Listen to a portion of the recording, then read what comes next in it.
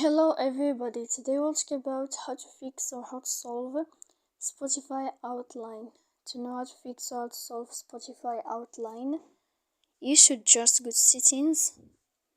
After that we click apps, default apps, app settings. Here in this page you will enter to the window of Spotify and you will enter. Then in this page of app info we click on first stop and we click OK.